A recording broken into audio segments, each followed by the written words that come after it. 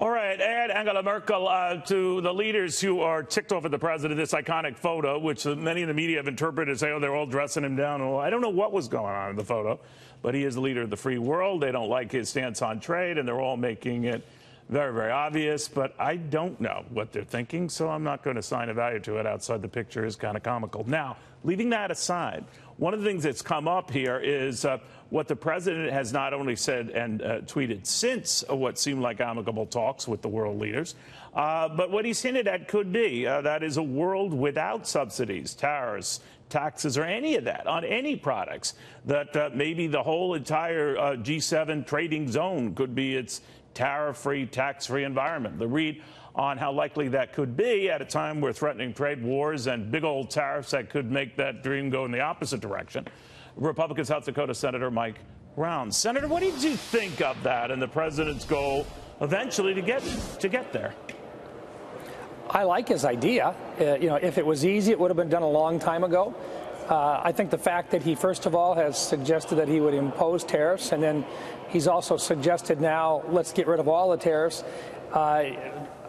Great idea. The challenge is then how do you make sure that everybody's playing fairly and you're not having some of your trading partners subsidizing some of their own producers, and naturally they'll accuse us of doing the same thing with our producers. So I think you've always got the threat of tariffs if individual countries aren't playing fairly. But I think the president got something accomplished here. I think he wanted to create some chaos in the middle of this, and from there he has the ability to step back in and to negotiate perhaps better than what's been negotiated in the past. Is it your sense, though, that he should be checked on whatever tariffs he's considering, whether it's a 25% tariffs on steel, the 10% aluminum products, that it has to get Senate approval? The act that he used in this particular case was a 1962 act that was designed to enhance trade. The problem is that since that time, we've always assumed that everybody would have about the same interpretation of what national security issues were. When you started using this particular, I think it's section 323 or 232 of the act. The challenge we've got here is that I think you'll find individuals within Congress that may not agree with the president that this is an appropriate use of that particular section of that law. Do you think it is, sir? Do you? Personally, I think prospectively, not looking back at what he's already done, but prospectively, I think what Senator Bob Corker is suggesting could be a very good idea. But I didn't like two parts to Senator Corker's proposal. Number one, it retroactively went back and changed what the president had already done, which I think puts us in a weakened position. And second of all, it would have required the president to get 60 votes in order to have any of his ideas approved for tariffs. I think 51 votes is a fair approach. And if it was done prospectively in the future, I might be able to support it. I can't support Senator Corker's proposal where you retroactively go back and change what the president is already negotiating from. I think that puts him in a very poor negotiating position with our allies and our adversaries alike. Canada is an ally.